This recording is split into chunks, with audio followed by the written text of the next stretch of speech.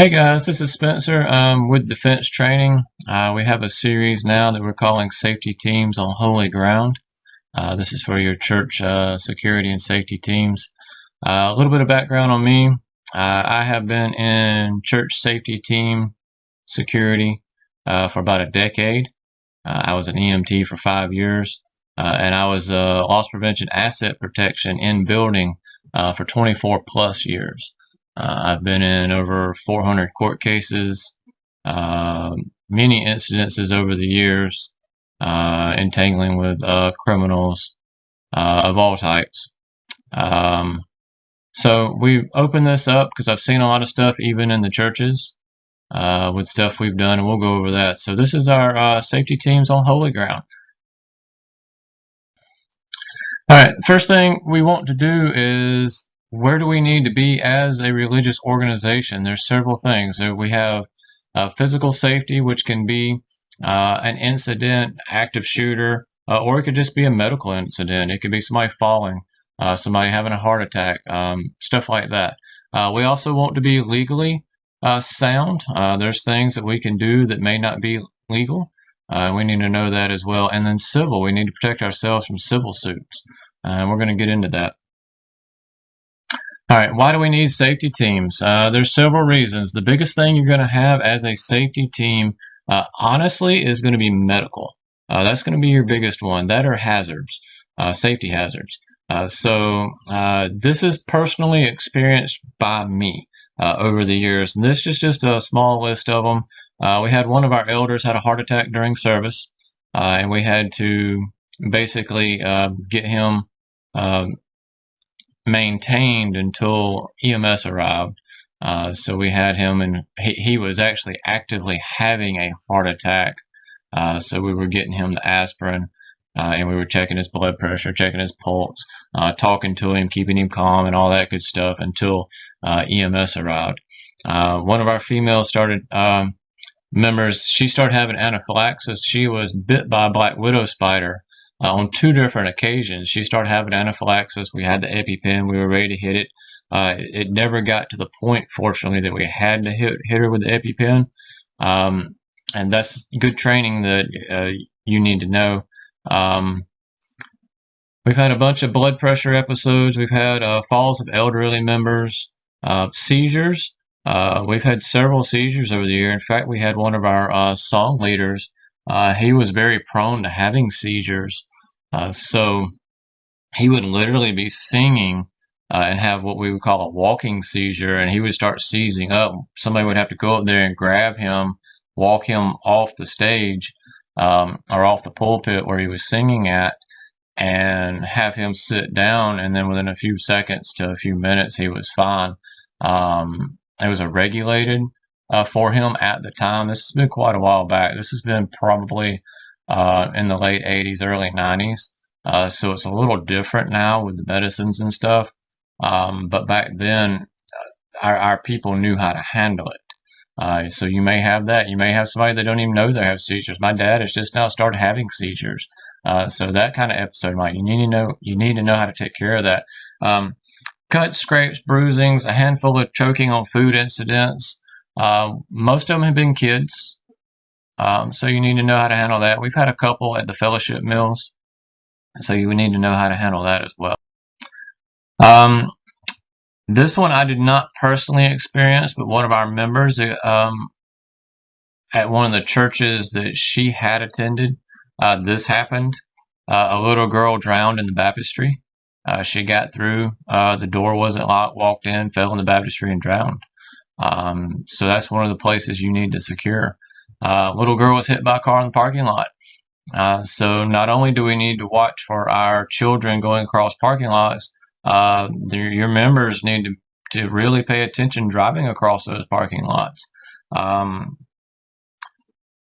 There was a lady that became faint at one of our ladies' days, and they kept her in check, called EMS, kept her calm, checked her blood pressure and all that stuff. I was not there at this one, but this was one of our ladies' days. So the other part of the team handled it and waited for EMS to arrive. And then my own grandmother, she fell and broke her arm walking up the steps of the church we were attending at the time. They didn't have The church we were attending, you had to walk up steps to get in any way you went.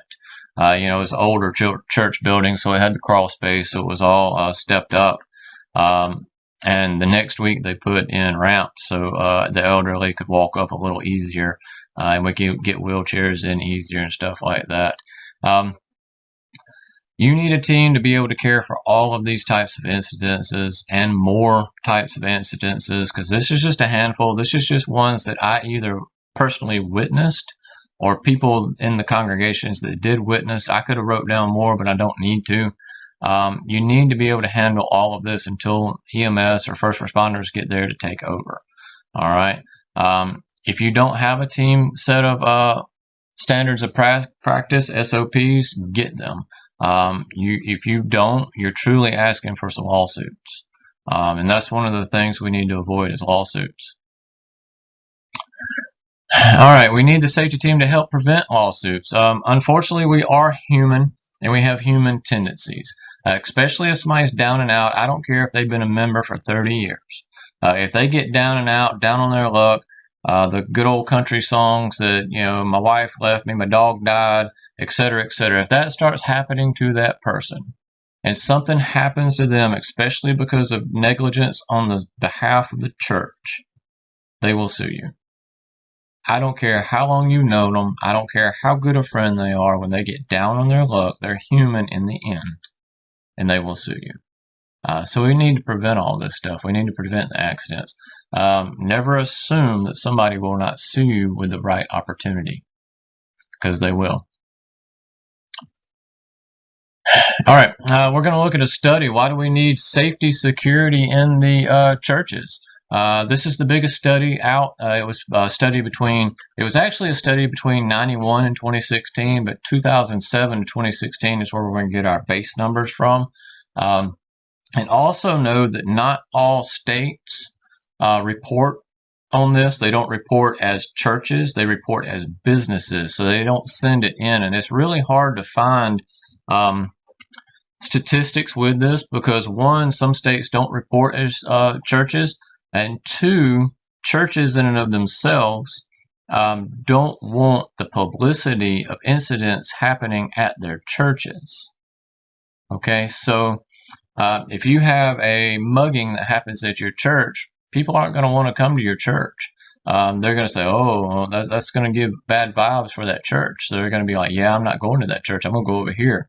So we don't want that. We need to keep the place safe. Church crimes of all types in America has leveled off at about 23,000 per year since 2016. So it's about, you can count on 23,000 crimes at churches in America every year, even to this day, 2022. The overall crime statistics in churches has actually dropped over the last few years. Why would that be? Because churches are hardening themselves. Churches are getting cameras. Churches are getting safety security teams, etc. So it's lowering down. However, violent crime has risen every year approximately 10% every single year since 2007, and it continues to rise. Why is that? Again, because churches are hardening themselves, so they're having to get more violent to protect themselves. Now, I know a lot of you are going to be like, well, we won't harden ourselves. Be like, well, you can't do that either, because if something happens to a member in the church with any of the crimes, they're going to sue you. You're liable. So you have to protect your members. That is the shepherds, the pastors. That is the job to protect your flock. So this is your job. This is biblical. It is actually commanded to protect the flock. So this is another reason why we need them.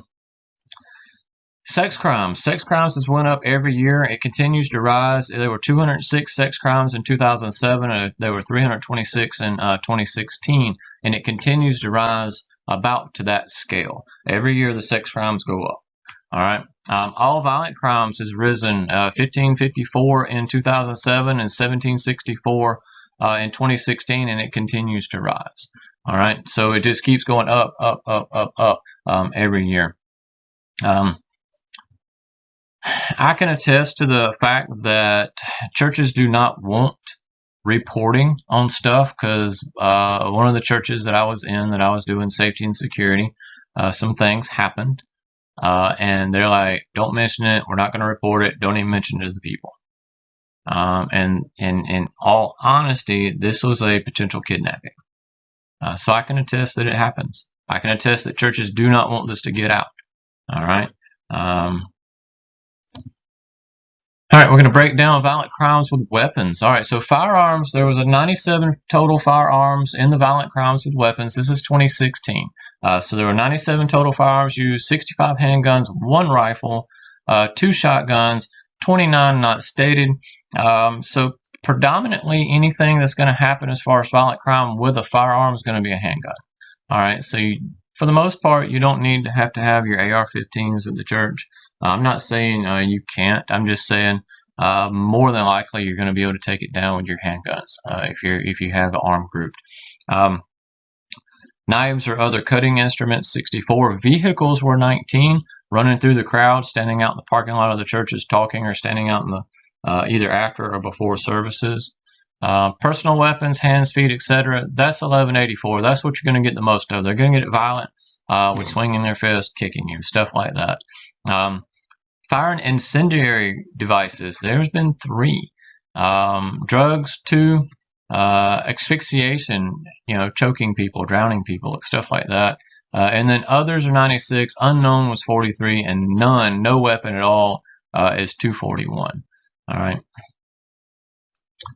All right, so in South Carolina, this is in South Carolina, so if you're watching this and you're not in South Carolina, you may need to check your laws. But in South Carolina, to be an armed security team, you must be licensed through the state. So that's a Class 3 armed security license.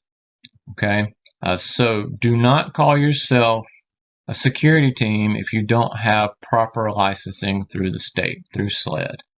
All right. However, you can be a safety team and allow your team members to be armed as long as they have their concealed weapons permit. And now you can allow them to conceal or open carry. That is up to you. That is up to the congregation or the church leaders.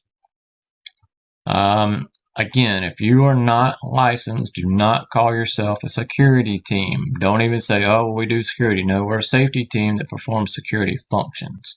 All right, you need to watch your wording on that, because if somebody comes back and says, oh, yeah, they said they had a security team, that's a potential criminal punishment and a lawsuit. So you are a safety team, period. Hey, do y'all have security? Well, we have a safety team that performs security functions. That's the way you need to handle that. Don't say yes. Say we have a safety team that performs security functions. All right. Even to people that you know. Oh, do you have security? Well, it's a safety team that performs security functions. You got to watch your wording. For any of you that have taken the concealed weapons course, your instructor should have told you we don't shoot to kill, we shoot to stop the attacker. The likelihood of them dying if you shoot them is high, but that's not my job. My job is to stop them. It is literally all in the wording, okay? All right, here's a few things you can consider. Have a cop at services in uniform and in his car, even if you have to pay for it. This is a great deterrent. Have that police car parked out front, that policeman out front in uniform. That's a great deterrent. You need enough members to rotate around in the safety team so they don't get burnt out. Doing the safety team over and over every single service, week in, week out. I did it for 8 years. Straight without any help. It was me. I was the only one. The church I was at didn't want to be noticed. They wanted a down low security or a safety team performing their security functions. And yeah, it will burn you out. The only time I wasn't there was whether I was on vacation or maybe I had to work every once in a while. That was it. So rotate it around so people don't get burned out. Have a lead for each team. So if you have like 3 different sets of teams, so you might have one team that performs functions these 2 weeks, then you have another team that rotates out. Have a lead for each team. And I do suggest that if you've got a smaller church and you can get like 16 people to be on the teams, have like 4 on Sunday actually doing walk-arounds and checks and watching the front door, and have the rest of them just sitting in the service. Now, I'm not saying they don't need to be scanning and looking, but they're not actually forming. They didn't have to come in early. They don't have to leave late. They can be normal people unless something goes down, and have a lead for each of those teams. Vet your team members. You need to vet your team members. Concealed weapon permit's a great way to vet. They've already went through the background checks. As long as it's up to date, that's a great way to vet. You can also look on the website. I know South Carolina, you can go on to the South Carolina website and look by county if anybody's got records and stuff like that. You can do that, or you can sit it in and pay for a background check. But CWP is probably the easiest way to go. Medic, you need a medic. You need somebody that is a good medic, somebody that has EMT experience, paramedic experience, nurse experience, doctor, etc. You need a good medic, or somebody that works in the field as a first responder. You need a good medic, okay? Church standards of practice, SOPs. You need them. You need team SOPs. Make sure you have all of this in writing, because your church needs to know what's going on. The team needs to know what's going on. All right. The team needs to know what they can and cannot do, what the elders expect of them, or whatever type of church you're at. Your head pastors, your deacons, your bishops, you're at whoever's in charge. I don't know all the churches, but whoever's in charge, you need to sit down with them and write out some SOPs. Secure the building. You need to lock that building down. And you need, we'll get into deeper of that as well, but you need insurance of all coverages. Okay? You need your insurance that covers criminal activity, breaking and entering on the building when you're not there, stealing stuff. You need insurance that covers somebody falling. Insurance that does cover an active shooter incident. Insurance that covers your people. You need all of that. Whatever can happen, somebody walking out the parking lot in a tree limb fall and paralyze them. You need that coverage. That's what happened to the Texas governor, Greg Abbott. He was running down the road and tree limb fell and hit him, and it paralyzed him. You need that coverage, just in case, because if they don't, they'll shut your church down. Going over more of the insurances, even though the church has insurance, guys that are on the safety team, the guys that are going to be interacting with people and might have to use of force, whether it is detaining them forcefully, whether it is shooting them, you need insurance as well. You do not rely on the church's insurance to cover your back. All right, rely on your insurance. And I will tell you now, the only personal insurance company at this point in time that covers members of a safety team is U.S. Law Shield. Period. That's the only one. That's it. Jack Wilson in the West Freeway Church of Christ shooting, he had he had Texas Law Shield, which is now U.S. Law Shield. That is the coverage he had, and they were there within an hour. They were talking to him. He told the police, I've contacted my lawyer, or I am contacting my lawyer, and we will talk to you through them. I highly suggest it. Cover yourself, guys. This is not something to play with. I suggest this for every concealed weapon permit holder out there. Get some kind of insurance. Get U.S. Law Shield's the only one that I've seen that covers everything. The others do not. They will lie to you and tell you they do, but I have back-checked them and they do not. If there is another one come out, I don't know about it at this time, and this is April of 2022. All right.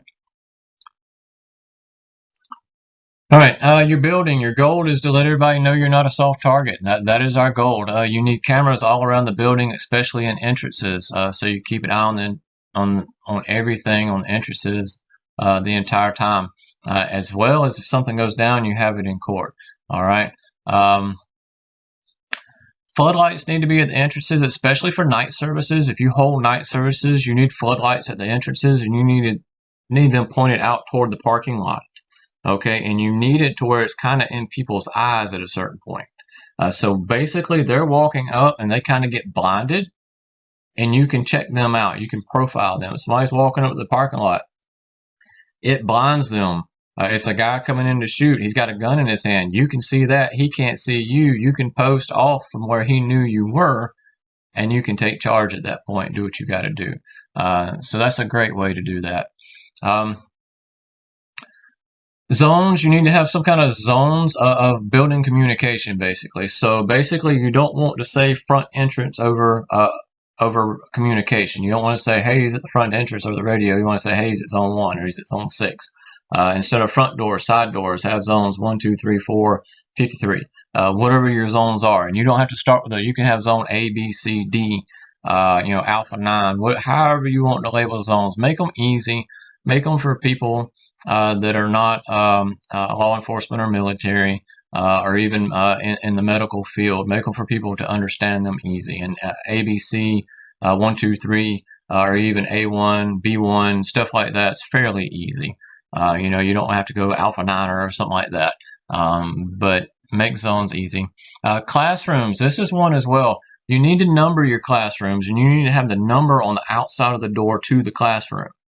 For several reasons. It's in classroom 1. Everybody knows to go to classroom 1, and they know what classroom 1 is, as well as if a fire breaks out or something goes down in the classroom, you can say, yeah, they're at classroom 1.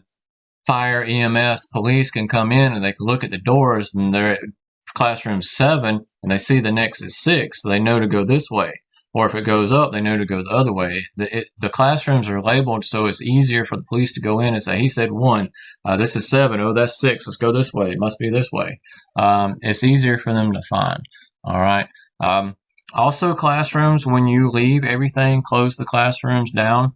So if a fire does break out, it will be easier to contain the fire in the classroom. If you leave the door open, the fire will just keep going and keep spreading.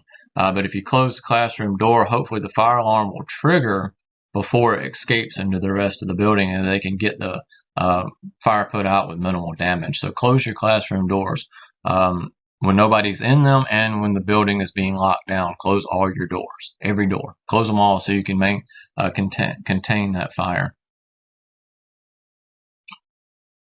Lock all your doors when the service starts. I suggest, honestly, having one entrance to your service, not all kind of entrances. Lock all the doors except the front entrance when you're receiving members or visitors. People are coming in to attend your service. I suggest only have that one entrance. If you have 2 entrances, you need doormen on both entrances, or 3, or however many you have that people can walk in and out. You need people at those doors. When service does start, you need to lock them down.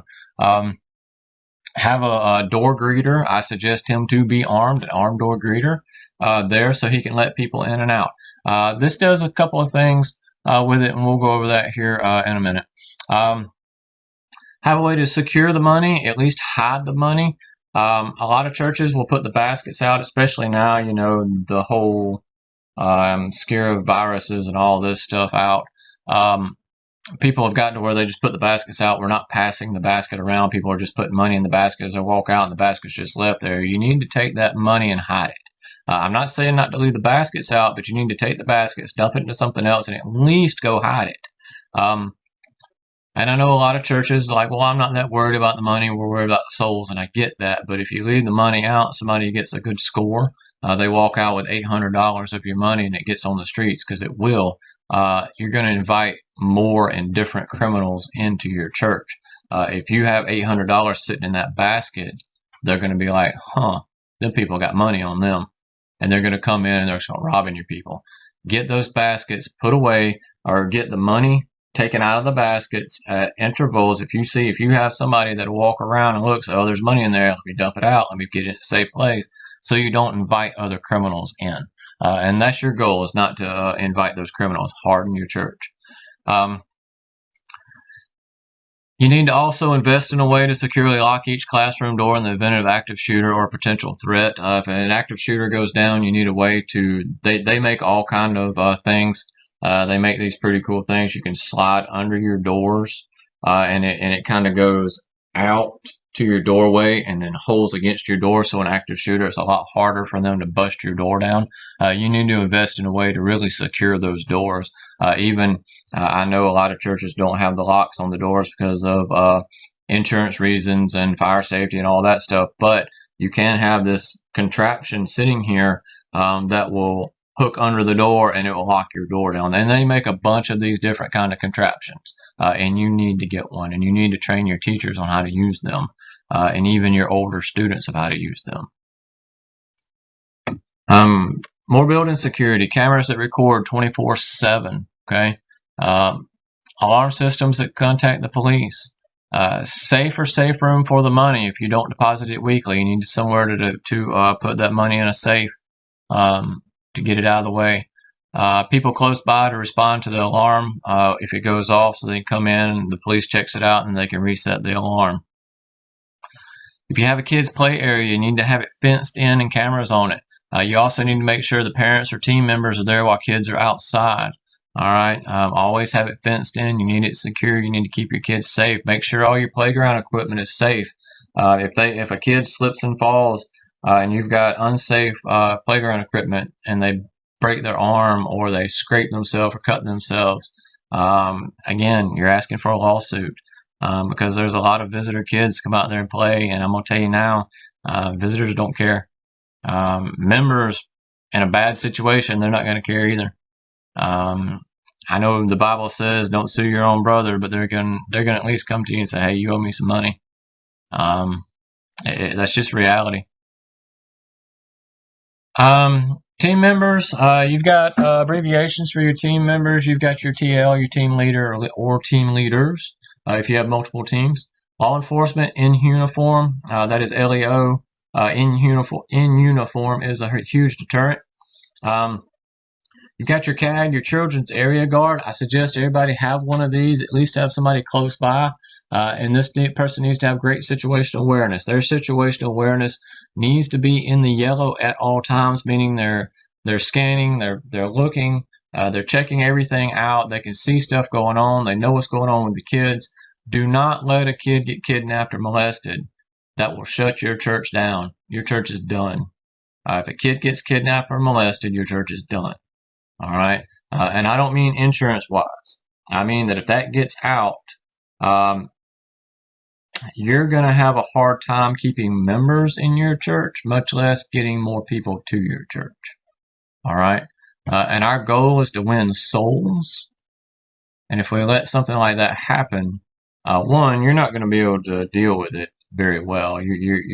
If the church allows a kid to get kidnapped, that's going to be a heavy burden. And in all honesty, even with the eldership and stuff, I've seen elders walk out for less. I've seen them get burdened down for a lot less than that and walk away from the church. So you don't need to let that happen for many reasons. They have what they call a RSG, or rear sanctuary guard. That's just somebody that stands at the rear and really keeps a good eye. And what I call a mobile guard, this is my favorite position that I always did. It's a patrol person. It's somebody that walks around, somebody that checks things out, checks the doors, walks the property, goes on, and they can be the first on scene in a situation, and your front door guy doesn't have to move, your rear guard doesn't have to move, your children's area guard doesn't have to move, that guy can move, your team lead can move. Those can move, and your other guys can keep everybody where they're at. Medic, this is someone who is an EMT level or higher. This is what we would call a medic. I would even throw in just a first responder, could be a medic as well. All your team members should be CPR, AED, first aid certified, as well as trained on the fire extinguisher. And all this can be in-house training as far as like the fire extinguisher and stuff. A lot of the first aid can be in-house training or ongoing training. They need to be certified, but if you have somebody that is a nurse or an EMT, they can help continue training. And you can rename all of those accordingly. You know, you got your children's area guard, your CAG, you can rename that. You can rename it, your whatever you want to name it. But you just need some names for these levels and where people are. You need to get people there. So they have the abbreviations for names.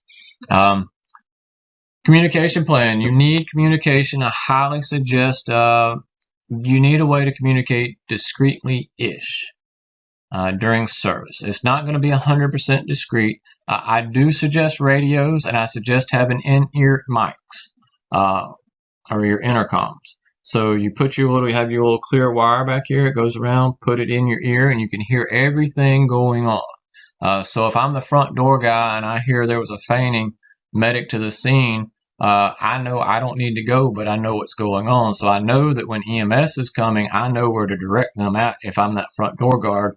Uh, that's it.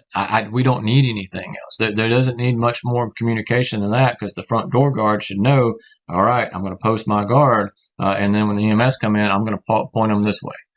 So that's where we're at. You can have a runner to get messages to people. You can say, hey, go tell so-and-so this. You can have texting. This is a slower way to communicate, but it could be a way to be more low-key, okay? Announcement, depending on the situation, you got severe weather or something like that going on, or an alarm going off, or lights on a car, you can have the people up front or whoever's in the pulpit announce it. They can say, hey, guys, I need to make a quick announcement. The white Toyota 4Runner outside has their lights on, or their alarm's going off, or stuff like that. Our guys have checked it, but it's still going off. All right, you need a quick communication plan to get a hold of parents as well, especially for the smaller kids in classes, something going on. You need to be able to communicate quickly to them, and this can be a runner or a text message. This could be either way. So you can have somebody run the kid out to the parents, or go get the parents to bring to the kid, and stuff like that. All right, medic. A medic is anybody that is medical first responder or above training. Medic is short, so in case of emergency, you can shout loudly and the person or persons know that they're needed ASAP. It's just shortened for medically trained personnel, no training level attached. Don't get caught up in training level attachment. It's just something they say, medic, and you've got medical training, I need to be over there. So if you're on the medical team, and it doesn't matter if you're a first responder, EMT, paramedic, nurse, doctor, it doesn't matter who you are, and you hear medic, you just go to them. Don't get caught up with the term medic. That is just, hey, something we can shout loudly, and it's just a term used, medic. So I don't have to holler out. I don't have to remember the nurse is on duty or the doctor's on duty or the EMT. I can just holler medic, and somebody can come to me. So that's something. They need to be able to handle the normal stress of these types of situations, kind of like a normal emergency room stress, if you will, because that's just a normal emergency room would just be patients coming in with maybe heart attacks, broken legs, stuff like that. That's your normal. But you also need to be able to handle the active shooter and what to do in that scenario.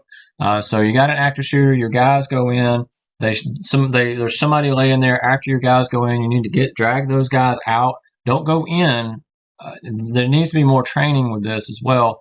But they might be laying out front, your guys walked over them, then you go to them, drag them to a safer place, and then you start treating them. But you need to be able to handle that. Especially in the church environment, because especially if you're crossing over with teams, say that you're the nurse or you're the EMT, and your wife or your husband was a safety team member or the greeter that got shot. So you need to be able to handle that. So that's things you need to keep in mind as stuff you need to be able to handle as well. All right, so medical minimums. First aid go bag. This is minimum. We have stethoscope, blood pressure cuff, nitrile gloves. You need to wear that PPE. Glucose. Got diabetics and stuff. Their blood sugar is dropping. Keep a lot of glucose on hand. I've gave out more glucose than I can remember. Flashlight, band-aids, and I would honestly suggest that most of you members carry flashlights on them. I carry one on me all the time. I suggest everybody has a flashlight on you. And then gauze and a tourniquet for sure. You need tourniquets just in case, and as well as a lot of your safety team members that are armed, I suggest you carry a tourniquet on you at least while you're the safety team guy. All right, first aid room. You need a commercial size first aid kit. You need an AED, and you need everybody trained on all of that. Okay. You need wheelchairs. For people visiting or somebody falls, you need to get them in a wheelchair. If somebody's feeling faint, you need to get them in that wheelchair. Have wheelchair. Have at least one wheelchair. Okay. And then a bleeding control kit of some kind. There's a bunch of them out there. You've got your mass casualty bleeding control kits. You can just buy one of those kits, and it has several types of bleeding control in it, and they're not that expensive in the overall big picture. Okay. Okay. Acts of God. We're gonna have power outages. Know what to do. Know to keep your people there secure until the emergency lighting comes on. Have you guys with flashlights to escort them out. Severe storms, tornadoes, hurricanes. You need to make that announcement. You need to know where to get your people at. Fire. You need to know how to get out. Everybody needs to be coordinated with all this. Floods. There's not a lot of floods in my area, but some of your areas are. You need to know what to do if there's a flood. Have a plan laid out for each of those, and you need your members of the team or teams trained on how to use each tool that you have at your disposal. Have them all trained on every tool you have. Okay, that way if you have the guy that's trained with this tool with the AED, you don't have one trained on the AED and then he's on vacation. We need the AED. You have everybody trained on the AED. Okay. Have an evacuation plan for all the team members. Teachers, service leaders trained on what to do in an emergency. Make those announcements. Which way? How do we get in? How do we get out? And stuff like that. Okay. Have evacuation maps placed all around your building. So if there's a visitor there or somebody there that's not quite sure, they can look up and say, bam, I need to go this way. Okay. So have those maps stationed around. In fact, I'm pretty sure that's fire code in most places. Also have that meeting place so you can get a head count and act accordingly. You've got a fire broke out. You've got everybody except the one kid. We know we're missing that one kid. When the firefighter goes in, they know to look for a 4-year-old kid or a 2-year-old kid or whatever it is. A 16-year-old kid, it doesn't matter. An elderly woman, they know who they're looking for, where were they last seen, etc. And they can go in and they can act accordingly. A lot of this training can be in-house. The evacuation plan, the meeting area, all this can be done in-house. You don't have to go any outside. Just you need to coordinate it with each other, and you can do all this training in-house. Train with this. Okay. All right, classrooms. You need to vet your teachers, background checks, referrals, etc. CWPs again are a great way to vet people. You've known the people for a long time. That's a good way to vet as well. And I know in our church, we've known people. And I just come to a new church, but they've known me for a long time. So as far as the vetting concerned, I do have my CDP, and of course I teach the classes. I've been doing this for a long time as well. Teachers need to know their evacuation route, know how to get out of their classroom quickly, easily, with their kids. They need a head count of their kids on every class. All right. Again, number of doors, easy identification for your responders and outside first responders. Have a way to lock the classroom down. And make sure your teachers know how to lock the classroom down with that secure locking mechanism. Make sure they know how to use it. If an active shooter comes in the doors, they lock the classroom down.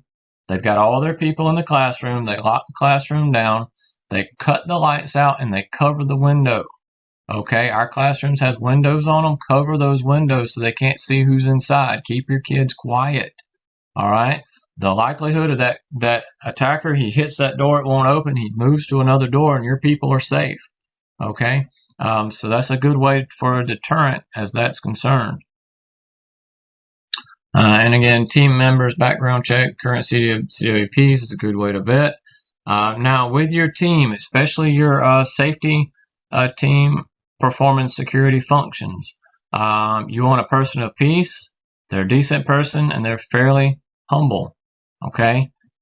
They need to be able to become fierce quickly, but they need to be a lower key, nice type person. They need to be professional. They need to be committed. They need to be vigilant but blending. They need to be trained in every aspect needed. Okay. And you need to do cool stuff as a team so you don't burn out. Get together, do cool stuff as a team. You know, you can go to shooting competitions or you can go to training as a team. You can just go out to eat. You can go bowling. You can do stuff as that team so you don't burn out. All right. Okay, the weapons. We're going to get into more of the arm stuff, and then we're going to go over South Carolina laws. Again, we're in South Carolina, so this is where I teach primarily. If you're in another state, you need to be familiar with your laws as well. But for you churches that are like, well, I don't want guns in my churches, I'm going to tell you something. Denying 2A rights can result in lawsuits if something goes down. If you don't have a gun in your church and something goes down, and I'm a concealed weapon permit holder, and you didn't allow the place to protect, which is the flock's job, is to protect their people, that's a lawsuit. The Colorado movie theater shooting, they didn't have anybody protecting. They had proper signs with nobody up. There were concealed weapon permit holders in there. They sued the company, and the Supreme Court said, hey, guess what? You got to protect your people if you're not going to allow them to carry armed. Okay, so you need armed people, period. On the flip side of that, if everybody has a gun, you may also be asking for trouble. All right? Not everybody in the building that has a CWP needs to have their gun on them, but you do need trained individuals that are armed to defend the flock. Okay? So that's kind of a flip coin. Now, if you do have a lot of armed people, you need to talk to them and say, hey, unless it's absolutely necessary, unless you're just right beside the guy that's doing the shooting, do not pull your gun and let us handle it unless they come up on you or on your little area, your people. Okay? So that's a way to handle it as well. I know a lot of churches allow all their concealed weapon permit holders to carry. They send out emails and stuff. And I'm not 100% opposed to it, but you need to get on the same page as to what you can and can't do. All right, Luke 22:36, Jesus said, let the one who has no sword sell his cloak and buy one. So even back in the day, Jesus knew we needed to be armed. All right. Okay, armed team. I highly suggest a law enforcement shooting qualification at minimum to get on the team, and then continued training. I also highly suggest tactical qualifications, judgmental shooting, team training, initial training, ongoing training, force on force, and de-escalation training. De-escalation training is one of the big ones. You need to know how to de-escalate situations before they get out of hand into that violent situation. And there's ways to do that, and that's where the training comes in. Individual training, practice fundamentals on their own. Keep your notes in that training. I've just started with a group of guys, and basically y'all need to get laser cartridges at home if you can't do live firing all the time, and it's expensive. I know. I train with laser cartridges a lot. Put it in your gun, get a target. There's a little app called Shot Verifier that you get on your phone. It hits, you map the target off it, you shoot it, and it shows you what you're doing. Practice, practice, practice. Drawing is one of the biggest ones. Practice your drawing. Unload your gun and practice your drawing. Okay? Most people are very exaggerated on their proficiency, and most people also overestimate their own firearms ability. So they think they can do really well, so they exaggerate how good they are, but when it comes down to it, they're not that great. Even if you have somebody that trained and practiced and it was really good, if they haven't practiced and trained in 6 months or better, they're not good. They've lost it. They can pick it back up quicker, but they've lost it. You have to train daily on this, guys. All right. I highly suggest pulling out your laser cartridge trainer and practice drawing on target every day for 5 minutes. Every single day, 5 minutes. That's my suggestion. That drawing and that on target. See how fast. Do not practice speed. Practice smooth. Speed will come. See how you're progressing. Keep notes. All right. Okay. South Carolina law on the firearms in the church. Now this is coming directly from the state law. It says a permit issued pursuant to this section does not authorize a permit holder to carry a concealed weapon into a church or other established religious sanctuary unless express permission is given by the appropriate church official or governing body. Now, we need to find that out. What is a church? Merriam-Webster, English Dictionary. Church, a building for public and especially Christian worship. Sanctuary, the room in which general worship services are held. So you cannot carry it into a church, the building, or a sanctuary, the room. Okay? You cannot carry it into those places. This does not cover the parking lot, guys. For my safety security guys, this is not covered. You cannot tell somebody they can't have a gun in the parking lot, period. You can tell them they can't have it in the church, but you can't tell them they can't have it in the parking lot in their car. You can't tell them they can't have it on them in the parking lot. You can tell them they can't have it in the building, period. That's what the law states. If you go any other way beside that, you're asking for a lawsuit. If I go to a church and they say, hey, you can't have a gun in your car, under what authority? Now, you can have properly posted signs to prohibit it, but you have to have those big 4x8 foot or 3x4 foot signs, 36 by 48 inch signs prohibited in the parking lot. Okay. And that most churches aren't going to do that. That's asking for trouble as well, because that active shooter knows you ain't got guns, and they're going to come in your church and shoot the place up. You do not have to have the permission in writing. However, I do suggest it to be in writing. Have a copy for the church, a copy for you. Have your copy digitally on your phone. All right. Whether it's a picture copy, scan copy, or an email that's easily accessible to the phone. So if something goes down, you've got it there in writing. All right. You can pull your phone out, and it's very easy. The likelihood of you going in handcuffs after a shooting at all is high. And the quicker you can provide proof that you had authority to carry a gun on the premise, the quicker you'll probably be able to get out of handcuffs. All right, this is a basic assembly plan here. You want to have a floor plan with your security team. This doesn't need to be out in the foyer for everybody to see it. This needs to be for your security team so they know their locations and not just kind of posted the little smiley faces.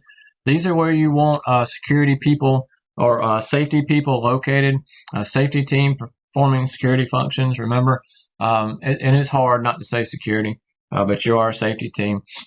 This needs to be in the security, so the safety team's office under their security floor plan. It needs to have their roles and positions marked out. I didn't mark any of them. Of course, you've got the front door guy, you've got the door guy into the auditorium or the sanctuary, whatever you call that. If you look over to the left where it says room, that's where our camera room was. So we have a guy in the camera room, and then people posted kind of out and about like this. Not all of these people have to be armed. Some of them can just be eyes only, or some of them can be unarmed, but could tackle the guy or trip him up or etc. But you need these kind of eyes out into your auditorium, and you need these kind of locations with them spread out. And of course, all the doors need to be locked. Nobody needs to be able to get in or out without you knowing about it. All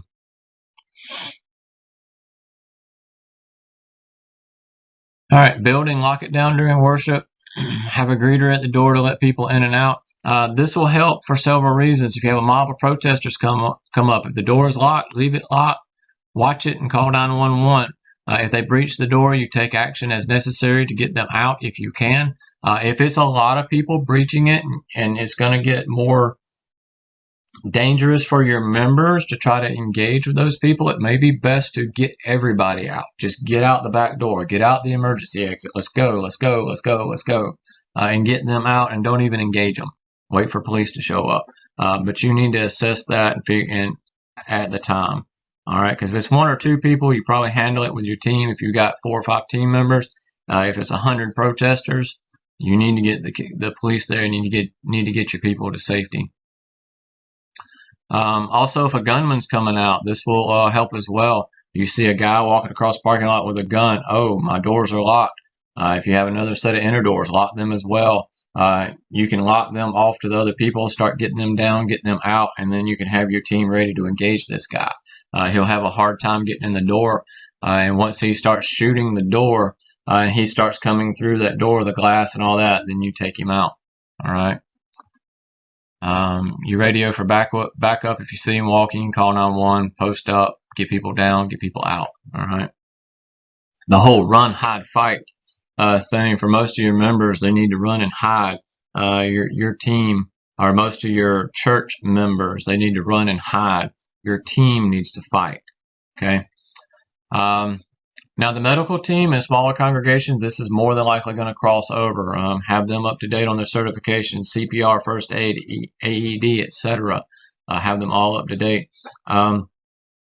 If you have a licensed team member that does it professionally, have them lead the training, especially just normal emergencies. Have them go over stuff. What would a normal emergency be and how to handle that normal emergency. Have them handle that. All right. Unarmed team, you can have a specified unarmed team, or you can have individuals that are interested in helping out but don't have the skills or the ability to get involved. This could be your younger people, and this could be your elderly. They can be an extra set of eyes and ears that spot anomalies, safety hazards, etc. Have them looking out for you. Have them checking things out. If they see something out of place, have them notify you. And if they notify you with concern, check it out.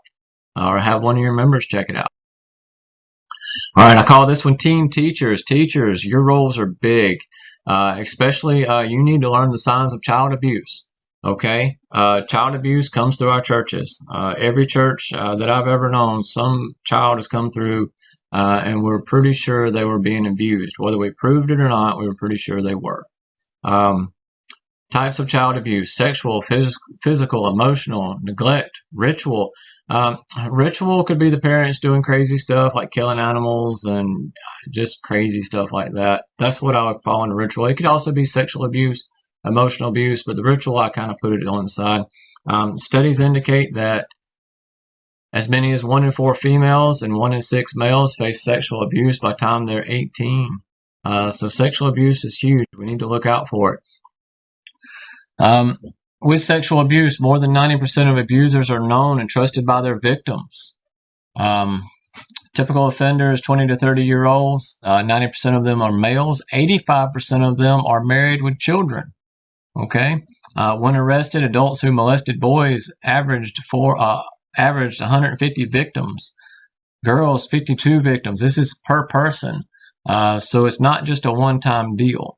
They'll do what they call grooming, and that's we can get into that to a later time if you want to dive deeper into that kind of study and that kind of learning that type of predator.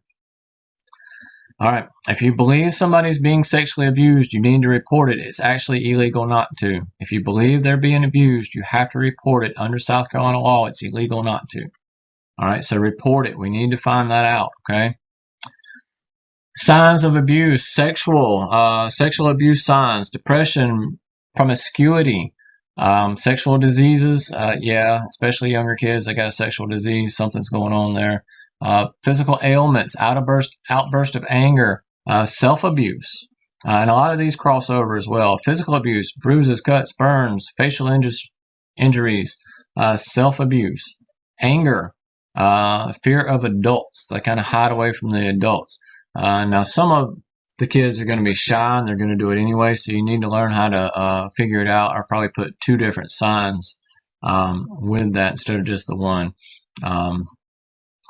Neglect. You can have depression that crosses over from sexual abuse as well. Poor hygiene, persistent hunger, food hoarding, and stealing. All these can come into play there. Emotional can be depression again, suicidal thoughts or suicidal speaking, speaking of suicidal things. They can be passive aggressive and have eating disorders. That can be emotional. One way to help prevent a lot of this, at least accusations in the church, is never have one adult alone with a kid. Always have 2 adults alone with the kid. Always. And never let a male around the females alone. Have a female in there, etc. Stuff like that. You can prevent some of the accusations anyway. Team identification. This can be handled in different ways. This can be lanyard badges, pin-on badges, uniforms, and silent uniforms. I like the lanyard badges, and I like the silent uniforms. So you can have this little badge around your neck that says like your church name up top, and then has a picture of you, and then it can have your job identification. It can be, safety team member, medical team member, etc. It can do stuff like that. The silent uniforms are just that everybody dresses the same so they can be spotted easily. This one of the ones that I like with this is they might can wear a certain color blazer or sport coat. The reason I like the blazer or sport coat is because you can wear your blue jeans in your more laid back churches. You can still wear blue jeans and you can wear your blazer or sport coat. Also, I like the blazer or sport coat for a lot of people. You can go to an open carry style gun, and you can be under that blazer or sport coat, so it can still be concealed from everybody else. But all you have to do is flip that blazer or sport coat back, and you've got your gun, and it's easier to draw.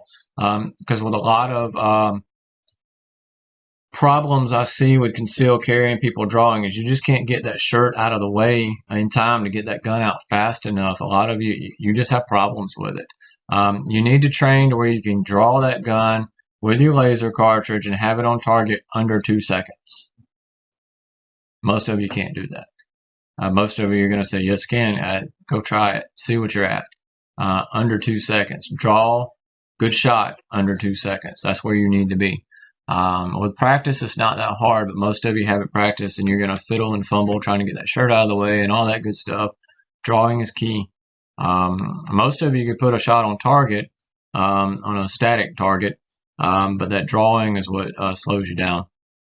Practice it, guys.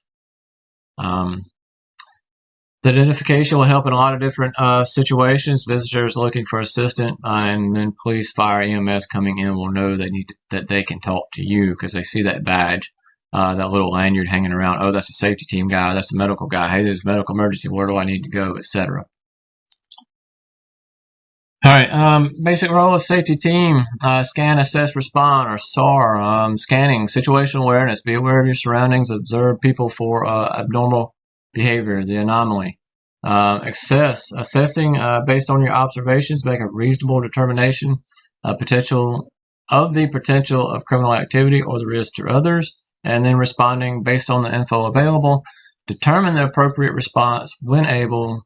The first action should always be to alert the other team members and bring awareness to your concerns. If possible, never handle it alone. Again, and respond appropriately. If somebody's hollering and screaming at you, you don't draw your gun. You talk them down with verbal judo. Now that's another story for a different time, another lesson. All right, but that's how you do it. Somebody's got a knife, you may pull that gun. Or there's 3 or 4 people, you may need to. It depends on your situation, and that's for the safety team in-house training or extra training.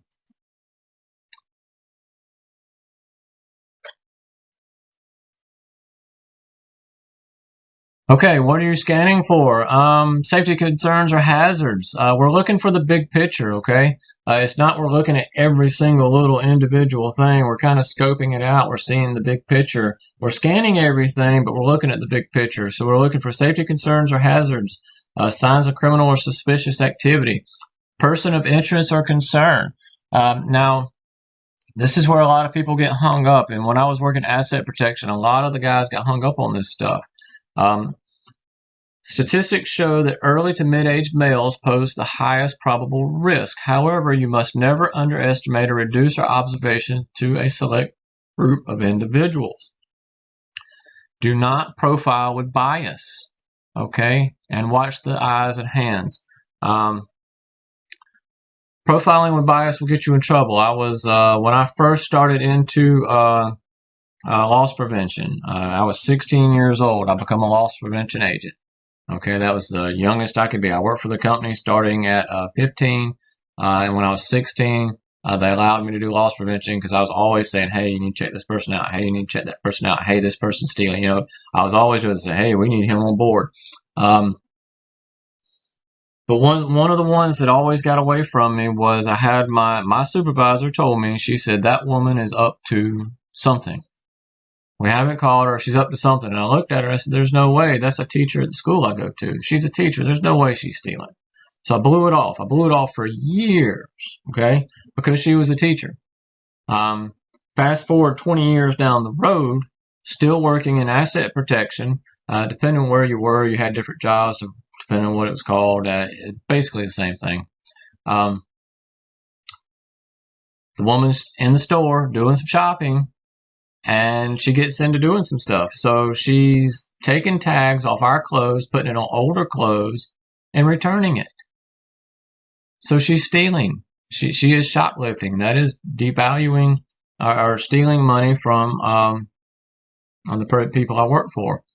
Um, Never underestimate what people will do. Okay, keep your eyes on them. Scan them. Don't get so caught up in profiling somebody or trying to look at the big picture that a normal activity skips by you and you miss something, because somebody going to the bathroom is normal, but you need to profile that person walking by. Check them out for a second. Okay, they're cool. Or hey, that's Johnny. We're good. He's on the safety team. Who is it? Who's walking by me? Let me look. Don't just miss that. Okay. Okay, we have the anomalies. That's just something out of place. Pay attention to everything, the big picture. Look for the anomalies. Anomalies can be safety issues or people. All right, so you've got water on the floor, on a slick floor. You need to pay attention to that, get it cleaned up, stuff like that. You've got a guy hovering around your children's area, hovering around the collection plates. You need to pay attention to that. You have to establish a normal in your church, okay? And this can vary greatly from congregation to congregation, because some congregations will be big rock and roll congregations, and other congregations are going to be more subtle conservative congregations. I'm in a subtle conservative congregation, okay? So we don't have music at all. So that's not my normal. If a commotion starts going on, kind of like a rock and roll crowd's going on, I know something's out of place. But your rock and roll churches, it may not be the case, okay? So you need to establish your normal so you can quickly spot something and prevent it from getting out of hand, all right? Again, don't let something, normal activity, throw you off, okay?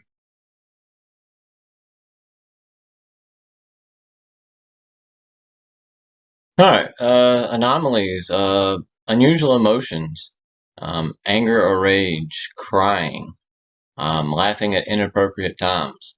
Now, you need to know some people when you check that one out, because I happen to laugh at inappropriate times myself. So, still something you need to check out. Nervousness and restlessness. This one's big. We've had a bunch of people come into the congregations that I've worked with. And they would sit in front of me and they would just be fidgety and they'd be restless, and they would just have that itch, of what would seem to me to be like a meth head, or for the old school guys, crackheads. That's what we always called them, but now it's more meth. So just that nervousness or restlessness, not paying attention, not watching the speaker, looking around, stuff like that, casing the place. Evasiveness, trying to avoid you. They see a safety team member and they go the other way and stuff like that. Absence of emotion, just looks cold. No emotion at all. Now you're going to have a lot of people that don't have as much emotion. I'm not an emotional person for the most part. I've had a kid and I've been married for 10 years now. So I've had more emotions, I guess, with that. But a lot of your safety team members are going to be more hard. They're not going to have that emotion, but there's a difference, and you can tell that that emotion just isn't there. Out of control, they're just going crazy. And then again, looking around and casing the place. Unusual appearance, inappropriate clothing, anti-religious symbols, military clothing. Military clothing is one with a lot of the active shooters. Concealing garments, the big hoodies, the big coats, the trench coat, stuff like that. No hygiene, dirty, unkempt. That could also go under your, this isn't just active shooter stuff. This can go under your other signs of not sexual abuse, but other abuses. So backpacks are bulking clothing. Pay attention to those backpacks, guys. We had a guy come into where I was at one time, and he walked in with the sunglasses, with the backpack. Walked in, sat down, was fidgeting with the backpack. I went in and stood behind him because I was the only person there. So I didn't approach him. I stood behind him so I could keep an eye on him, and he kept putting the backpack down, picking it back up, fidgeting around, putting it down, picking it back up, fidgeting around.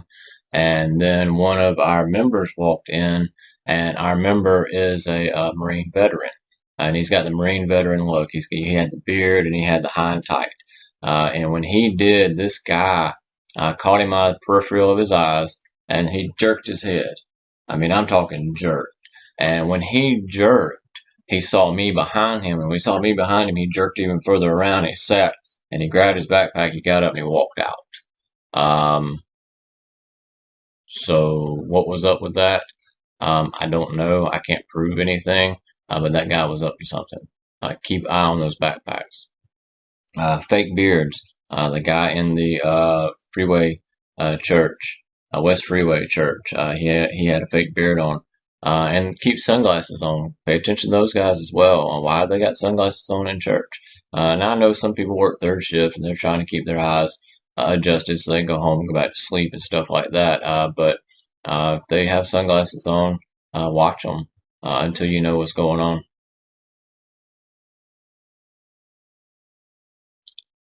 All right, unusual behavior. Remaining near vehicles for extended period of times. Why are they out there? They're trying to break in the vehicle. What's going on? That's one of the times you can approach them and talk to them. Take two people, though. Running up to the doors. Why are they running up to that door? Check them out. Case them. Counter surveillance. They're looking around, especially if they catch your eyes. They sweep back to the speaker. And you look and they start looking again. They'll catch your eyes and they'll sweep back. Why are they doing that? They may be casing the place, so keep an eye on them. Talking to themselves. That's a big one. One of the lady that tried to kidnap one of the kids, or I'm 199% sure she did. I'm not at that 200% mark yet. She was trying to kidnap. She talked to herself. Um, and I do think there's a level of talking to yourself that's allowed, but if they're just walking around in a crowd talking to themselves, that's yeah. Asking about the preacher or patrons, kind of getting in depth, nosy, if you will. Hey, what's this? What's that? Where do they live? You know, stuff like that. Keep an eye on that. Striking up needless or odd conversations. That's what that one of the women did. She struck up some needless, some very odd conversations. They were very strange. She didn't believe the Twin Towers were. She believed the Twin Towers were still there, and she believed some other stuff um, that was just off the wall, and she just started talking about it at random times. It wasn't like we brought up conversation about it. She just started talking about it. So keep an eye on that. As again, especially if they start talking about hitting the jackpot. Intoxicated under the influence of drugs, keep your eye on them. We had a guy that he was a bad drug addict. And he'd been in and out of jail, and while he was attending our church, he got in some trouble with attempted murder against a police officer. Um, Keep your eye on that. You need to know that. You need to know what's going on with your members. You need to vet them. And if you got that one person that you know gets in trouble, you need to know what he does and when he does it. All right? And keep your eye on them. Be on them like white on rice on a paper plate in a snowstorm. Get on them and keep your eyes on them. Let them know you're on them. I let him know. I was like, dude, I'm watching you. It's like, I don't trust you. I'm watching you. And he knew it. And he was cool-ish with it. So, standing or leaving the congregation for inappropriate times. Keep your eye on that, and keeping their hand in their pocket or jacket. Why they got their hand in their pocket? Why they got their hand in their jacket? What's going on? That they could just be cold, but they could be concealing something. They could be ready to pull that gun out. Just like the church shooting, he walked around, had his hand in his jacket, and then he pulled that gun out real quick. That sawed-off shotgun. All right. Unusual behavior: hiding face, hoodie, fake beard, mask. They're hiding their face. Why are they hiding their face? Fidgeting. Again, that's a big one. Clenched fist. They're just mad. They're just clenching their fist. They're ready to take out their rage on whatever. Posturing, rocking on the balls of their feet. They're just going back and forth. Avoiding the eye contact. Locking in on you, staring at you, watching you. What are you? What's that guy doing? Always safety, security, whatever. He's watching you, so get on him, get somebody else on him too. So maybe you could even move position so he can't see you and you can still watch him. Sweating, this is a big one. Flushed, that's a big one. They're flushed and they're sweating. A couple of times that we've had some incidents, these people were flushed and sweating, and they were probably on drugs. And a lot of times the drugs make them do the stuff, or they wouldn't do it if they weren't on the drugs. They think about it, but they get on the drugs and they do it. Threats, they're making threats to you, all that. Stereotype these people and profile them. I don't care what anybody says, you stereotype them and you profile them. If they look like a crackhead, if they look like something that shouldn't be, you need to watch them. All right. Um, Trust your gut. Most victims knew something was up with an attacker. All right. With that attacker that attacked whatever the ordeal was, most victims knew something was up. All right. So trust your gut, guys. And that's to everybody. That's the entire congregation, not just the safety team, not just the leaders. That's the entire congregation. You need to trust your gut. All right, assessing the anomaly. One of the things people with a guilty conscience think you know whatever they don't want you to know already, and they tend to levitate to or talk about in roundabout ways the things they're trying to conceal if you strike up that conversation. It's the same way with you concealed carriers out there. If you're confronted by a police officer and he starts talking to you about stuff, our tendency is to levitate toward that which we're talking about. So if you start talking about that gun and it's concealed, you tend to start reaching for it. You need to pay attention to that and watch that, or your billfold or whatever. Your hands start moving toward it. Watch that. You don't want that with those interactions, and the criminals do the same thing. It's just a subconscious deal that they do. All right, when to kick somebody out? There may be a time that you have to kick somebody out, and I know as a church, you don't want to kick somebody out. You're trying to save that soul. I do understand that, but there's going to come a time, unfortunately, in most churches, that you're going to have to kick them out. And you're going to have them trespassed. You need that in your SOPs. You need that in when you're going to kick them out. At what points? How far do you let them go? And when do you take care of that? So have that in writing in your SOPs. Sit down with your leaders and have that already, so you're not figuring out, oh, do we need to make this person leave? Do we need to trespass them? What do we need to do? It's in writing. Hey, we'll let it go this far, and then we just have to trespass them. All right, incidents. Any incident, anything that is noteworthy, fill out an incident report. Have you some incident reports made up? You could go online and look for incident reports, and then you've got easy ones online, free ones that you just print out and you just make an incident report. Write it down, fill out the incident report. It can be safety or security. Um, write down the time, the date, and what it was. Was it a safety issue? Was it a security issue? Did somebody get sick? Etc. You need reports to cover your back. So if you have all your reports down, if you have all your ducks in a row, somebody can't come in and say, "Oh, well, I tripped over this." You've got cameras and you've got incident reports. So, well, I don't have an incident report of it, so it shouldn't have happened because we write incident reports on everything. Have those incident reports.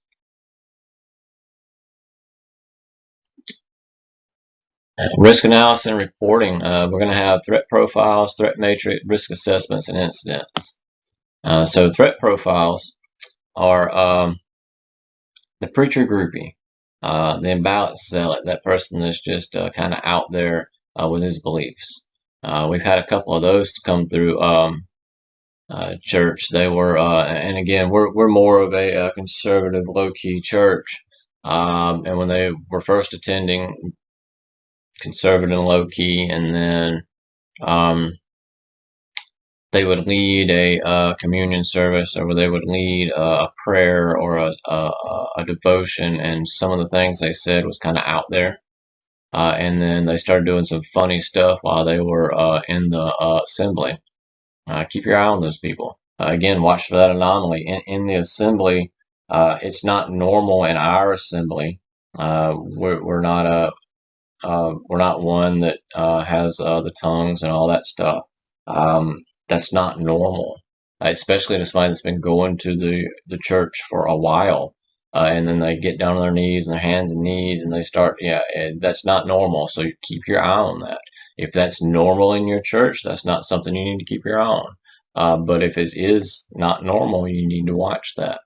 Um, Sexual predators, keep your eye out for that.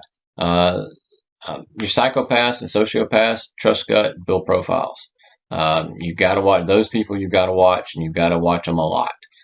They're not, for the most part, they're not going to do it in the first week or two. They're going to do it within a year or so. They usually take a little while. The guy that done the active shooting, again, he was out there, I think, 4 years, and then he flipped. So it takes a while. Scorn lovers, failed relationships. He could fall under that category as well. Um, Upset parents. Have a system for checking your kids in and out, especially for those parents that are not married anymore. They've got their ex-husbands, but still the father of their child or whatever, ex-wives or whatever it is. That could cause problems. So, especially if that person doesn't have actual custody of the child, they only have visiting rights. You need to know that because you don't want that husband or wife coming in and saying, "Hey, I'm going to take my kid." You need to know that. So you'll be like, "Yeah, no, you're not," because that's kidnapping. Yeah, unfortunately, that's a domestic issue, but as a church, you can't let that kid go if he doesn't have rights. So you need to know that. Need to have a checking in and out system. Juvenile delinquent. Every church is going to have this one. You're going to have a juvenile delinquent. Just because it's a member's kid doesn't mean you shouldn't watch them. Even if they're a member's kid, sometimes you're just going to have to watch them. You're going to have to keep your eye on them. And all kids are going to do stupid stuff. But you're going to have juvenile delinquents, and the really bad ones.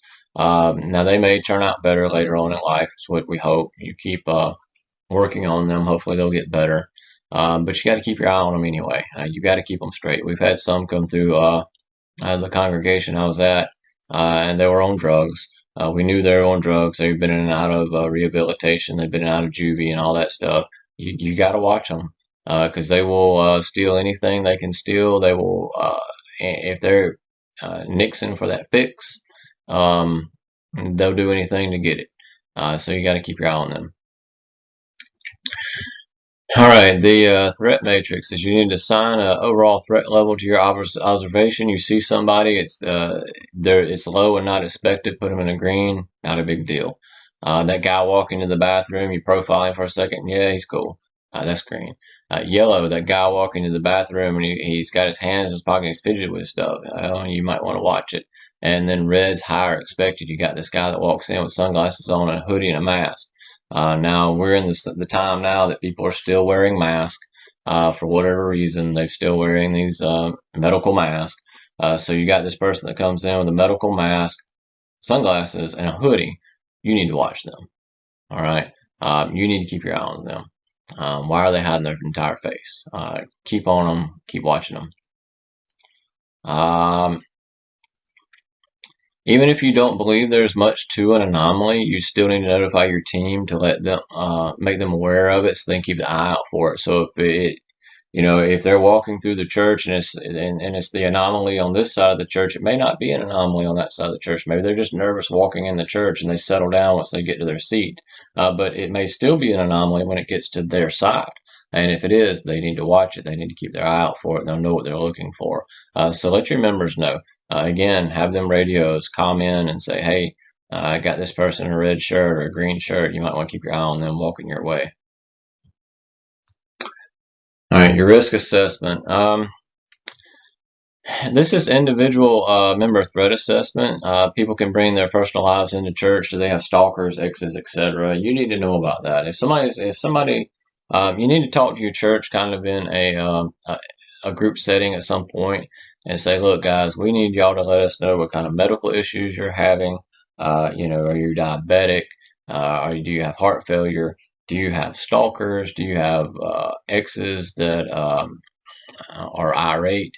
Stuff like that. You need to know that. You need to kind of build a profile for your church members so you know if something starts going on, you know what to expect. And this is every family. There's some kind of drama in every family. Unfortunately, some of the drama follows them to church. There's not a family that I know of that doesn't have some type of drama. Our family, not our immediate family, but some of our off families, they have drama. That's why they're further away from us than we keep them there. But when they come visit, they bring their drama. And every family has it. And unfortunately, some of them live closer and it ends up falling on the church. So that's things you need to know as well.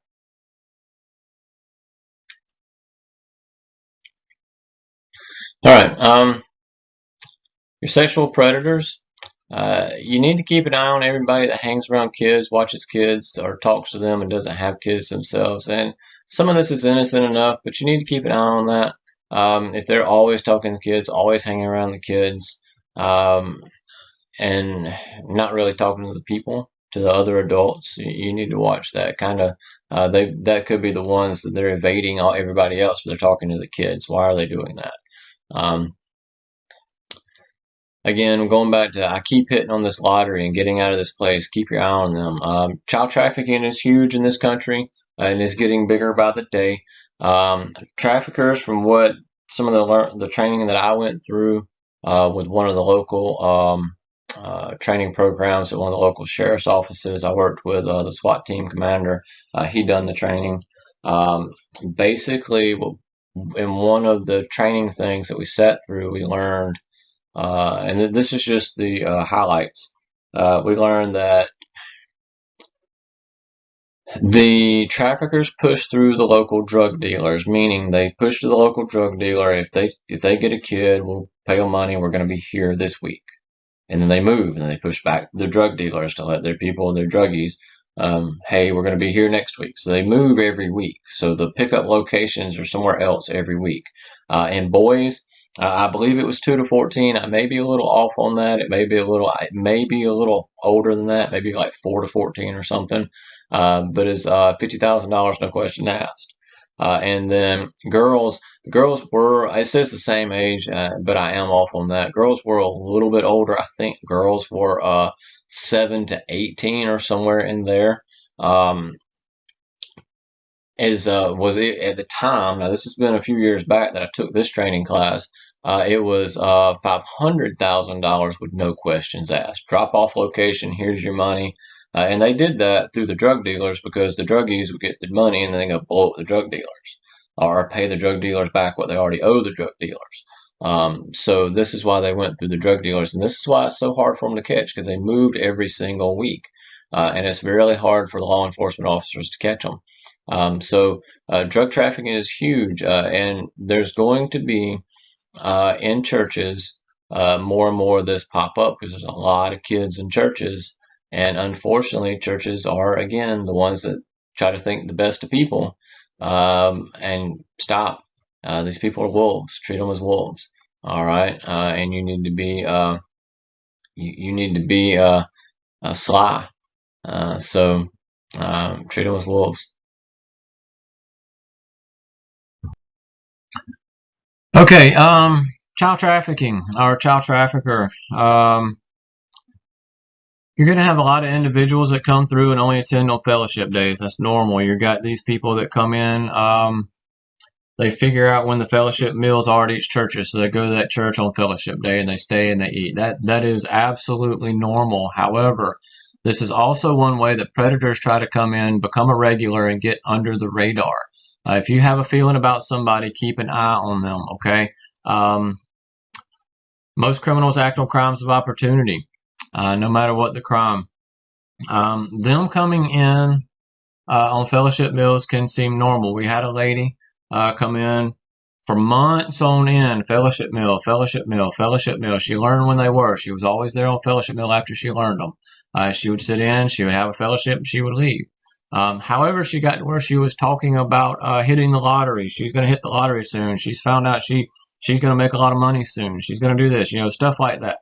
Well, one day, I was in the hallway after the fellowship meal. I was standing in the hallway. We were actually getting ready to leave. It wasn't my turn to shut the place down. Um, there were some kids playing in the hallway, no big deal. And they turned to go into a foyer that we have doors at, and they were playing around. Knew it was locked because we had previously locked it. And this lady walked by and she said, "Hey, kids, something. Oh, y'all sure are precious and all this stuff." And she walked around and they were playing. Well, the kids started screaming and hollering, "No, no, no, don't take him, don't take him, don't take him," and stuff like that. I come running around. I dropped what I had in my hands. I ran around the corner. And when I ran around the corner, I met the two kids and they looked at me with the most fear I have ever seen in a kid's face in my lifetime. Okay? I rounded the corner. I passed them. I kind of brushed them behind me. I just pushed them back behind me, and I come around the corner, and the lady's still trying to get out. We don't have cameras there. I couldn't prove anything. Was the woman trying to kidnap the kids? Probably. Keep your eye on these people. Keep them on the people.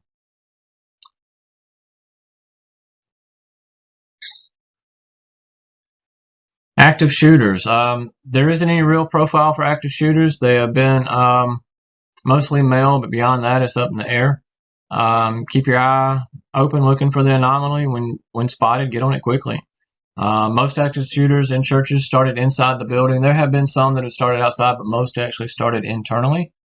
The causes of an active shooter can be difference in ideology, domestic disputes, youth issues, retribution, mental illnesses, and workplace violence. If you work at the church, there can be that workplace violence as well. You fired somebody, or they're not getting along with you, etc. And I can tell you from knowing an active shooter, I worked with one. The Frankenshire shooting in Anderson, South Carolina, 4/5/2022.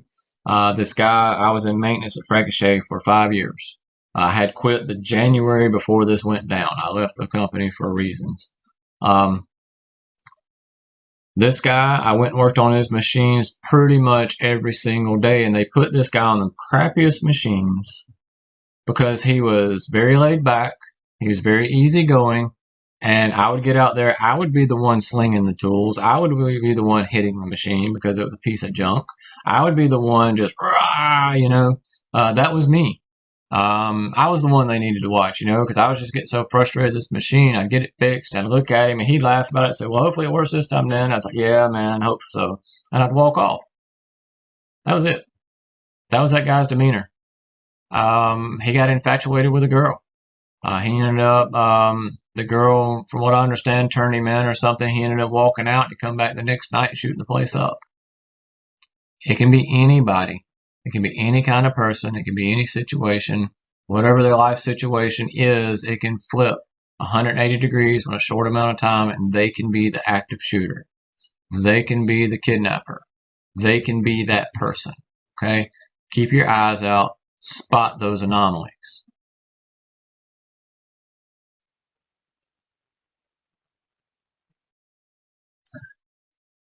All right, we're gonna watch this video. We're gonna learn a few things from it. This is the West Freeway Church of Christ, and there's a lot of things we can learn from this shooting.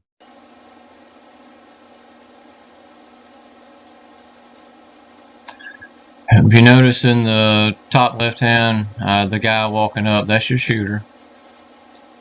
He walks over. Now we're just going to go over not really safety stuff, but the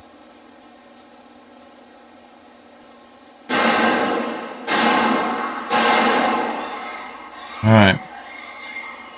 So a couple things with this. That was Jack Wilson that shot the last shot, and he's making his way over, and he's going to secure the shooter and stuff. But I'm not going to go over the actual safety team stuff. This needs to come in a deeper setting.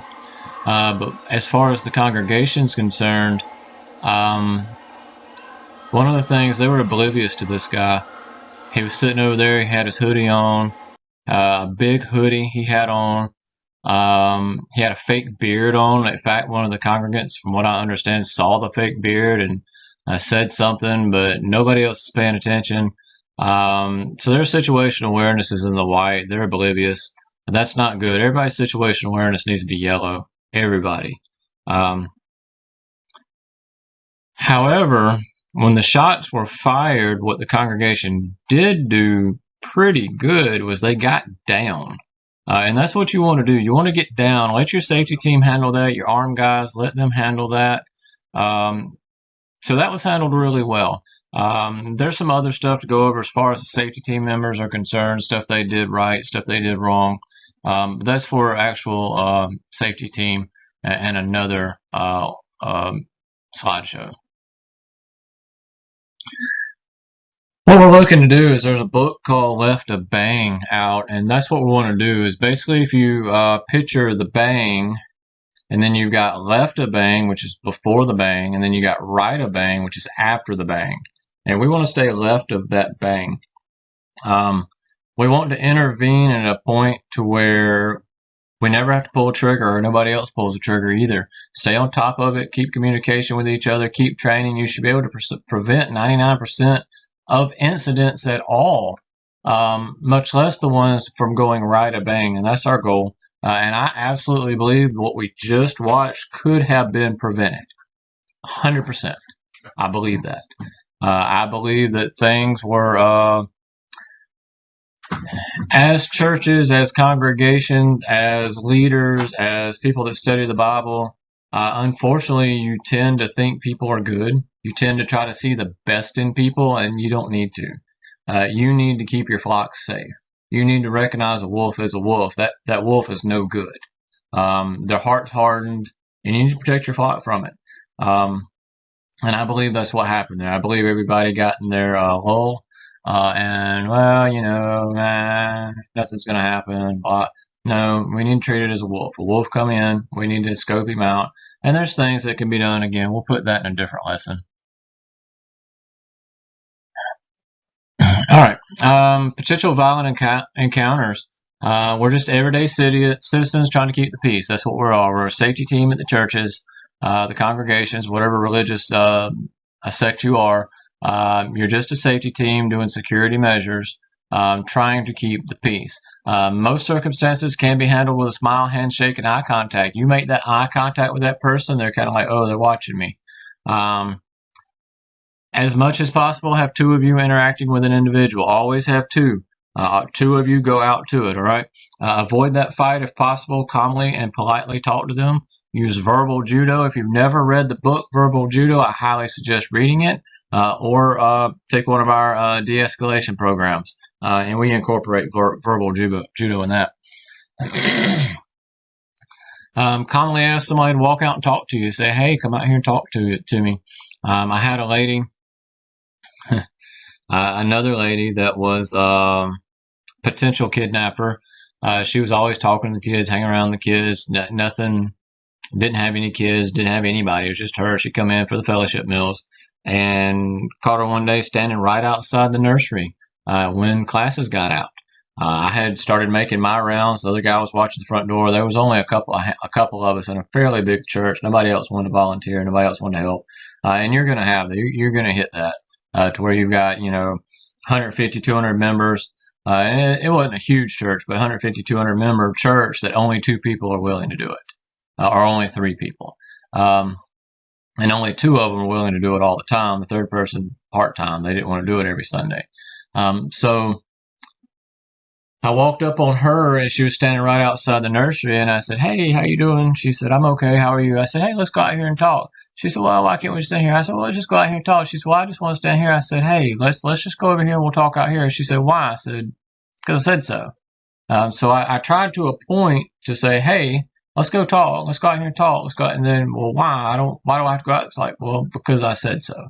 At some point in time, you may have to interject that authority. And as soon as I said that, she said, oh, okay. She walked out there. And then she started talking about hitting the jackpot, hitting the lottery, going to make a lot of money, going to get out of here, going to get out of town when she makes that money, and stuff like that. So that's one of the key phrases you really need to pay attention to. Warn them they will be asked to leave. Ask them to leave. And if they won't leave, get law enforcement to make them leave, and if necessary, trespass them. That needs to be in your SOPs. At what point in time do you trespass somebody? All right, and these are engaging situations. These are actually role-playing situations, but these are things you can go over and assess. What would you do if you had a guy in the parking lot checking out cars? What would you do? Would you just approach him and say, hey, man, what's going on? What are you doing? Or would you handle it differently? One of my suggestions is with the church that I go to, we have these free World Bible School Bibles that we give out to anybody that needs them. I suggest taking one of them and going out there and said, hey, man, have you ever heard of Jesus? Go ahead and start talking to him, evangelizing. You don't need to go out there and accuse him of anything. Just say, hey, bud, how you doing? What's going on? My name's so-and-so. And you can give first name, last name, or if you don't want to give a name, whatever, it doesn't bother me. I usually walk out and say, hey, my name's Spencer. How you doing? You ever been here before? You know, something like that. It's like, well, you know, why don't you come on in and join us? And if they say no, say, well, you know, here's a Bible. Take it and read it on your spare time, maybe to help you through life. You know, something like that. Someone hovering near the kids area, get on them, talk to them, figure out what's going on. Teen starts wandering around the grounds with earbuds in. We had a teen one time. He used IBS as his thing. He would go in the front bathroom and sit forever. He would walk out at the beginning of the service and then he was sitting there for an hour. Literally, the service would be about over and he would walk back in and then they would leave. But all of a sudden, he decided, well, you know what? I'm going to start walking around the grounds with earbuds in. So he started walking around the grounds with earbuds in. The first few times he'd done it, I was actually too engaged with other stuff to worry about him walking around with earbuds. This kid was baptized. He was a Christian. It's your job to go out and speak to him and say, hey, son, you need to go back in there and sit down. I did that, or he was actually caught back in the back when I wasn't there one day. It was like the third weekend he had started walking with earbuds. He was caught in the back stealing stuff. So it was kept between the security team or the safety team doing security procedures. He was caught in the back, and it was kept between us, but he was said, well, basically, don't you ever come back here again. You stay up front. Okay, fine, whatever. Well, the next day, the next Sunday, he didn't see me, nor did he see the other guy, because I actually chose to sit in the camera room this day because we had some other stuff going on that I needed to see more. So he decides to walk out and start toward the back again. So I stepped out of the camera room, which I literally stepped out right to block him because walking down the hall, that's where our camera room was. He stopped me, looked at me. I said, He said, man, you know, and he's giving me all this flack. And I was like, no, you're going to sit out there. Well, it went for months, probably a year or so.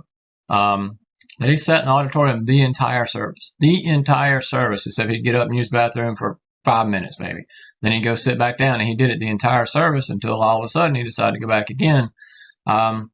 I approached him again. I said, what's going on, man? And I had a conversation with him. You know, you're setting an example. You're coming out here. You're not doing what's supposed to. You need to get in there and sit down and all this. Well, he told his dad and all this good stuff. And his dad wasn't having it. I went out there. You see his dad was whatever. And his dad blew up at me and got in my face, started hollering at me. So, guys, you may have to go deal with that. And that needs to be in your SOPs. Can you ask the dad to leave? Can you tell them leave and come back when they calm down? They left and never returned. In fact, from what I understand, they went to a couple of other congregations, basically told the same things, like you need to sit in the auditorium, and they went somewhere else. So he was using IBS as an excuse because he wouldn't have been able to sit for those months on end without all of a sudden getting back up and doing what he wanted to do, basically. So guy comes in looking at cameras while keeping his sunglasses on, sits on the back row and keeps fidgeting with a backpack. What do? You need to get people on them. So that's something you could act out. How would you handle that situation? Guy comes in with a fake beard like we just watched. Irate X. What do? Anti-religious person. They walk in with anti-religious shirt or tattoos or whatever. You know, they've got just things like, you know, this person might be in some trouble here. So what do? Do you talk to them? Are they talking to other people? What's going on? So you can approach that situation and talk. There's no reason to get huffy and puffy. There's no reason to blow your chest out. Just go out and talk. Just have a conversation. Violent encounters. If something goes violent, immediate radio call. Get on that radio. Get somebody. Tell them whoever's closest to the X, the violent encounter, is the one that takes out that threat with appropriate amount of force, depending on the violence of the encounter. And that's in a different training session. Team leader or law enforcement moves to the threat location, or the rover, the mobile guy. Other team members in the church can keep the church calm and evacuate if necessary. Okay, get them down, keep them calm. Be a good witness. Cameras help. Run, hide, fight. Of course, the team fights, but the rest need to get down and get out if possible. Like what we saw in the video, they got down. They couldn't get out at the time, but after everything was said and done with, they could start getting the people out. And that part of that situation was handled correctly. I will say that. All right, bang. The shot goes off. We now know with the video footage we've got from this one and others that there's about a 5-second window of opportunity to take out the shooter before everyone else goes berserk. Use this to your advantage. You need to get training. You need to use your laser cartridge and train. You need to sit down in a chair. You need a buzzer to go off. You need to spin it. You need to get up out of your chair while you're drawing and get that shot off within 5 seconds. And it needs to be a good play shot. You need to be able to do that. That will get you there. We want to do everything to prevent the bang, but if that bang goes off, we need to take it out within that 5 seconds. If you watch that video and if you count on the video, it took him from the first shot going off, he done it in less than 3 seconds. And from the whole encounter interacting, when the guy pulled the gun, it was less than 6 seconds. So he saw the guy pulling the gun. I believe he started kind of making his way out of his little group. And then when the guy shot, he drew and he fired. All right. So he done the actual, when the first shot went off to Mr. Wilson taking out the attacker was 3 seconds. That's perfect. You don't get any better than that. And that's what you want to strive for, is getting that gun out within that 5-second window and taking that attacker out. Plus, this attacker was a long way away and he was moving. So that's even harder. All right, if you have a shot, take it. If not, get in a position to take it before everyone goes crazy. So if I don't have a shot, if I don't have a clear line, there's a crowd in front of me, but I can move around that line within that 5 seconds to get that shot, or I can move around the other way, get into placement to take the shot before everybody goes berserk. If going in after the shot's the team, you ignore the wounded. Let the wounded be, and you go and you take out that shooter. All right. You have to ignore the wounded. And then on here it says we'll get some baseline numbers. This is for my in-house training, or if I come to you to train, we get baseline numbers using your firearms and laser cartridges, which is a good training. We can figure out where you're at. And it will really shed some light on, for most of us, how bad we are. I'm not to where I want to be. I'm okay. But I do train.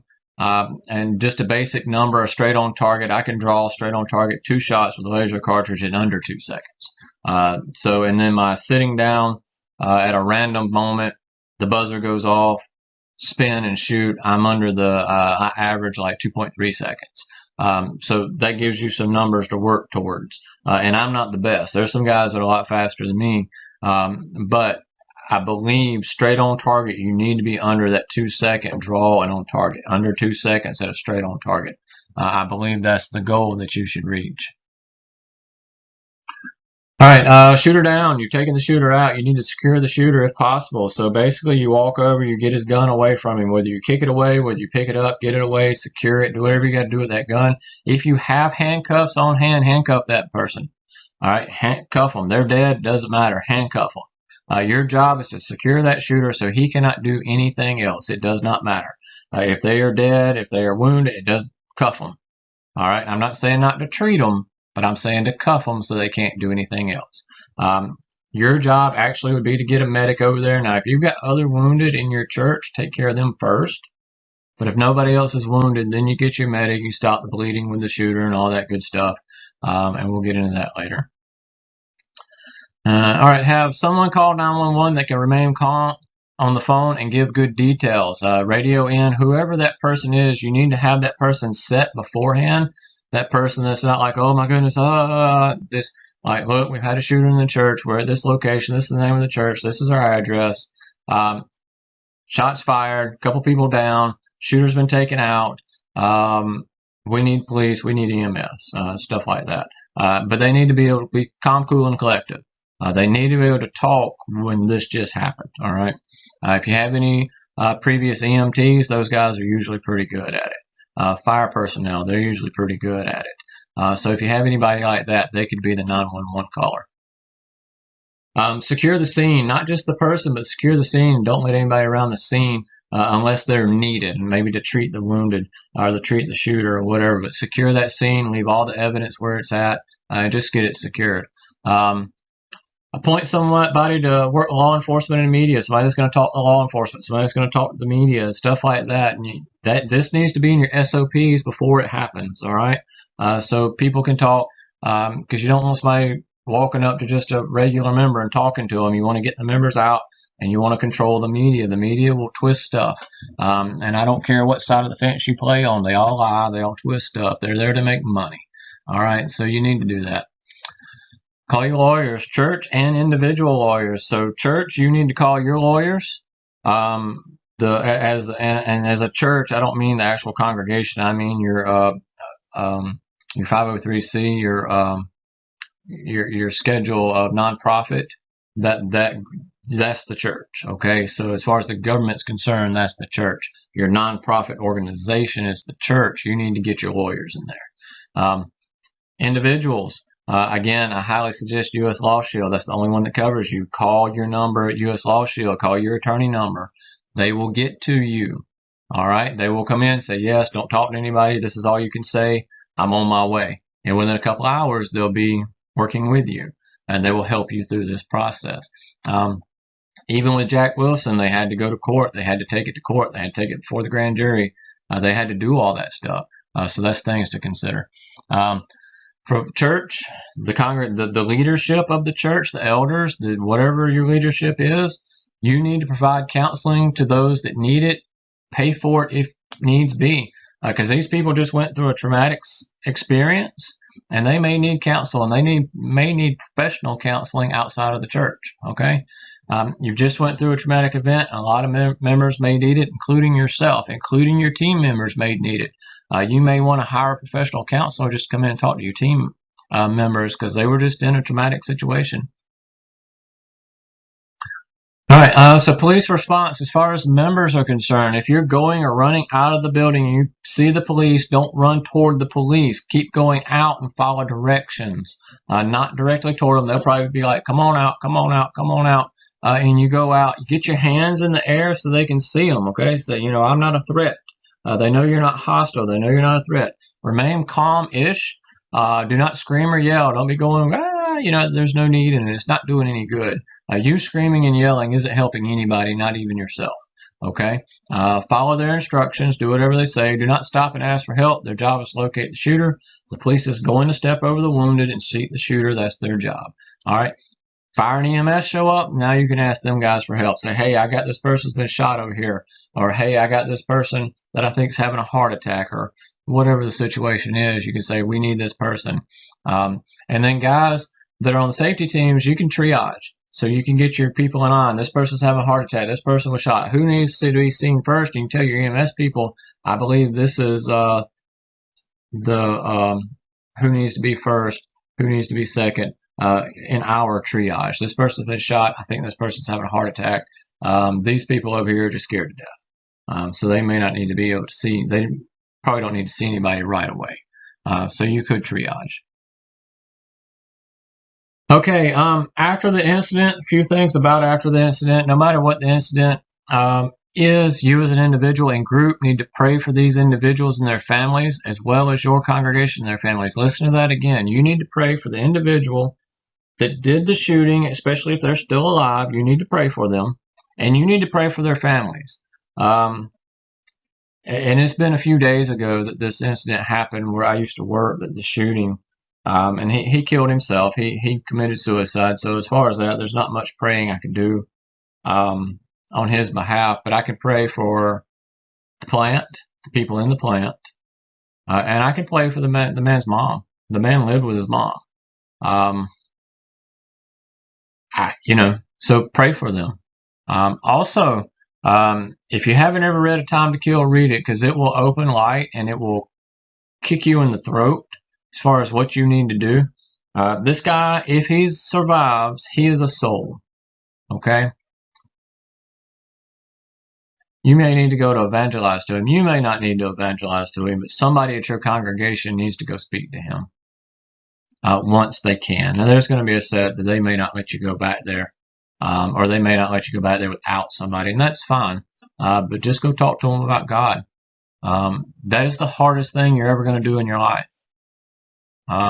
Somebody just shot up your church, your people, and you need to go talk to this person about God.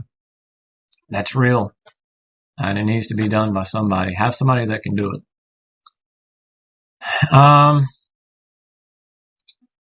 If it's a rough incident, fighting, shooting, etc., I highly suggest inform the police you're contacting your lawyer before making a statement, especially in the shooting. I do. If it's just an altercation, usually you can get away with that. Say, hey, we had to just restrain the guy, and there's cameras proving and backing it up. But I do know in a shooting, police officers get 2 sleep cycles before making statements, and I highly suggest you do the same. That doesn't mean 2 days. That means 2 full sleep cycles. So if you didn't sleep for 4 days, now you're getting 2 full sleep cycles. Now this is when you start talking to people. That's why you need a lawyer to help you through that. Get a lawyer. Get some kind of insurance. Again, I highly suggest individual memberships of U.S. Law Shield. Each individual member needs to be U.S. Law Shield. They're not that expensive. Right now in 2022, I'm paying $11 a month for this basic coverage. Now I've got other stuff added on. You can. But I've got the basic coverage at $11 a month. That will cover you for all of your needs there. So have your lawyer, have them on standby, and have them ready, and they can walk you through that. All right. All right. The aftermath. Okay. The aftermath. This is where you need to seek counseling. You're going to go through feelings of shock, sorrow, numbness, fear, anger. Guys, you're going to really experience some anger. You're going to experience some sorrow, some sadness, delusionment. Your what ifs, especially safety team members, you're going to start playing that what if game, that what if game, that what if. Don't. It's hard. I know. I think of what if I'd have been at the plant when that shooting went off. Could I have done something? I don't know. Maybe not. So the what if doesn't get you anywhere. What does get you somewhere is the training. Harden your church. That's what gets you places. You're going to go through grief, and then you may go through survivor guilt. If one of your loved ones survived and you didn't, or a safety team, if you took out the guy, but it was after he took out somebody else, you may go through that survivor guilt. Like, why am I alive? Why didn't he focus his gun on me? Or why didn't I jump in the way? Yeah, don't do it. You're alive for a reason, and God still has plans for you, okay? Just keep that in mind. All right, you're going to have to learn to cope with this, okay? So the coping, read your Bible and continue going to church. Even if it's not that church, if that pulls too much, go to a different church. Get back in church immediately. Get you a church group. Get you a focus group in church. Talk about it. Strive for balance. Try to do everything you can to balance your life. Turn it off and take a break. Turn off the news. Turn off the sources. Cut your phone. Take a break. Go sit outside or go outside and do some gardening. Do whatever you got to do. Take a vacation. If you work, take a vacation from work. Say, I need time off. I'm going to take my vacation. Go get you a cabin in the mountains and sit. Read books. Do what you got to do. Okay? Honor your feelings. Take care of yourself. Make sure you're still taking baths and eating and doing what you need to be doing. Help others or do something productive. Help somebody else. Somebody else in the congregation that's in worse shape than you. Go talk to them. Go help them. Grieving can be a long process, and it can be different from each person. All right, so that's things that you're looking for, and you may need to get counseling in the end. Again, hopefully some of this will help you implement some stuff to put in place for the church, for your building, for your congregation, so you can prevent 99% of this, okay? That's the goal of this PowerPoint, this slideshow, this video. So make sure that it is implemented, put everything in procedure that you can to stop anything that comes your way. All right. Again, this is Spencer with Defense Training. Just hoping to shed some light on some things that you can do in your church, to harden your church, to make your church better. And as always, stay safe, stay armed. Please like, subscribe, and comment on this video below. Thanks.